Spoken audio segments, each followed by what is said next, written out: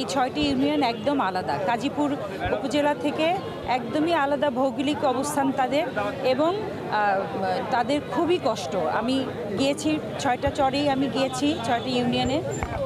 এত রাস্তাঘাটের করুণ অবস্থা, এবং তাদের যাতায়াত, তাদের স্বাস্থ্য ব্যবস্থা, তাদের শিক্ষা ব্যবস্থা, বাচ্চাদের কিন্তু একটা বাংলাদেশের মতো উন্নয়নশীল দেশ, সেখানে একটা উপজেলার একটা জায়গা এত অবহেলিত হয়ে পড়ে থাকবে কেন? আমার মনে হয়েছে যে এই দাবিটা আরও অনেক আগে থেকেই তো উত্থাপন করা উচিত ছিল, এবং সেটা দাবি মেনে নেওয়া উচিত ছিল। তা যাই হোক, দেরি হলেও তারপরেও তারা দাবিটা করেছে, এবং এই যে শান্তিপূর্ণ মানববন্ধন, এটাও একটা দেখার মতো বিষয়। কারণ আজকাল কোনো কিছু চাইতে হলেই সবাই বিক্ষোভ করে, মিছিল করে, কিন্তু এই যে শান্তিপূর্ণ মানববন্ধন, এটা তাদের একটা সুন্দর মনের বহিঃপ্রকাশ।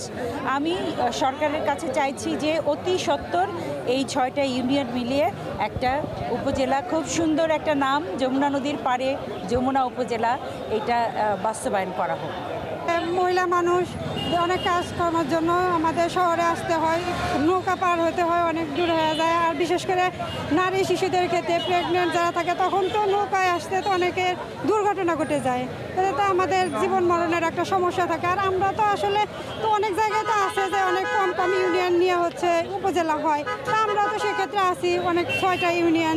তারপরে আমরা তো প্রাকৃতিকভাবেই আলাদা, নদী দ্বারা আমাদের অনেক বড় একটা নদী দ্বারা আমরা বিচ্ছিন্ন। তো সেক্ষেত্রে আমাদের চাওয়া তো অবশ্যই যৌক্তিক, সেটা আমরা মনে করি। আমরা চাই যে আর আমাদের বিশ্বাস যে আমাদের উপদেষ্টা মণ্ডলীরা এটা করবে, বিবেচনা করবে, আমাদের যৌক্তিক চাওয়াটাকে তারা মূল্যায়ন করবে। কৃষি বলেন, পোলট্রি বলেন, আপনি যদি বলেন যে মিল্ক, বা আপনি যদি বলেন প্রোটিনের চাহিদা বলেন, বেশিরভাগ কিন্তু এই অঞ্চল থেকে প্রোভাইড করা হয়। আপনি কৃষিতে যদি মরিচের কথা বলি, সরিষার কথা বলি, এবং আরও নানা পণ্য আছে। এইগুলোর সাথে কিন্তু আমাদের এখানে গরু পালন হয় অনেক, মহিষ পালন হয় অনেক। এই যে আপনি সারা দেশে দুধ যায়, যে মিল্ক ভিটার যে মিল্ক, এখান থেকে কিন্তু উৎপাদন হয়। এই যে বিষয়গুলো আমরা কিন্তু দেশের অর্থনীতিতে অনেক বেশি ভূমিকা রাখছি, কিন্তু সেই তুলনায় আমরা কিন্তু দেশের সবচাইতে বঞ্চিত এলাকা। এই যুগে এরকম আমাদের মতো অবহেলিত অঞ্চল আসলে আর কোথাও নাই। এবং আমাদের এটি যদি উপজেলা হয়, এই যে আমরা বললাম যে যেইগুলো আমরা প্রোভাইড করি, দেশের অর্থনীতিতে যে অবদান রাখি, আমি বিশ্বাস করি এই অবদানগুলো আরও কয়েক গুণ বেশি আমরা দিতে পারবো। কেননা যোগাযোগ ব্যবস্থার এই যে দূরত্বের কারণে এবং নানা অসুবিধার কারণে আমাদের এই জিনিসগুলো নষ্ট হয়, প্রকৃত যে প্রোডাকশনটা হয় সেটা সঠিকভাবে আসলে পাইপলাইনে যেতে পারে না। এই সমস্যা থেকে আসলে মুক্ত হবে দেশ, এবং সেই সাথে মুক্ত হবে আমাদের অঞ্চল। আমাদের চর ইউনিয়ন 6টা যেটা আছে, এটা আমরা একদিকে যেমন ভৌগোলিকভাবে আলাদা, তদ্রূপভাবে আমরা বিভিন্ন অধিকার থেকেও বঞ্চিত। যেমন আপনি মনে করেন যে আমাদের যারা শিক্ষক আছেন, একজন প্রধান শিক্ষক যদি অফিসিয়াল একটা কাজের জন্য এবার আসতে হয়, তাহলে একটা সিগনেচারের জন্যই তার সারাদিন স্কুল বন্ধ রেখে, ক্লাস বন্ধ করে তাকে এপার এসে কাজ সারতে হয়। একটা সহকারী শিক্ষকের যদি কোনো কাজে আসতে হয়, পুরা ছাত্রদের ক্লাস বন্ধ করে তাদেরকে এপার এসে সারাদিন ব্যয় করে তারপরে সন্ধ্যায় ঘরে ফিরতে হয়। এরকমভাবে যদি আমরা প্রত্যেকটি সেক্টরে দেখি, তাহলে আমরা দেখব যে সরকারের পক্ষ থেকে যে আজকে গ্লোবালাইজেশনের, বিশ্বায়নের যুগে মানুষের সেবাগুলো দোরগোড়ায় পোষার কথা ছিল, সেইখানে আমরা চর এলাকার মানুষরা বঞ্চিত আছি।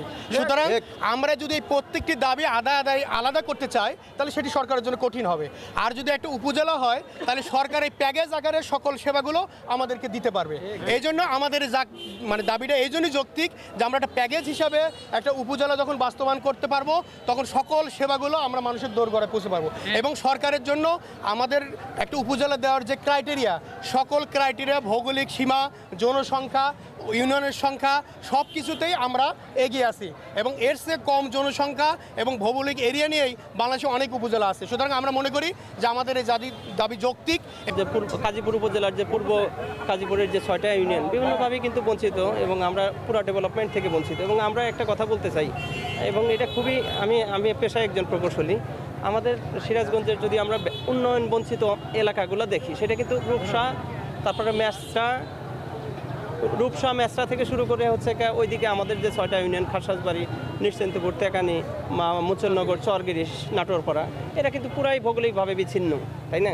তো এই বিচ্ছিন্ন যদি আমরা এগুলাকে ডেভেলপ যদি করতে পারি, এবং আমাদের কিন্তু পরবর্তীকালে আমরা সিরাজগঞ্জ জেলার সাথে কিন্তু আমরা ছোট্ট একটা কাজ করলেই কিন্তু আমরা কানেক্টিভিটি পাবো এবং এটা একটা পুরা একটা পর্যটন এলাকা হবে এবং যেটা সরকারের জন্য লাভজনক হবে এবং আমরা যেরকমভাবে চিকিৎসার জন্য ভুগতেছি, আমরা যেরকম যোগাযোগের অভাবে ভুগতেছি, কিংবা আমরা যেরকম হচ্ছে স্বাস্থ্য বা বিভিন্ন খাতে যেরকমভাবে ভুগতেছি, কৃষি খাতে যেরকম ভুগতেছি, যে আমরা আবাদ করতেছি, আমাদের কৃষকরা আবাদ করতেছে, সেটা নৌকা পার হওয়ার আগেই সকালে পচে যাচ্ছে।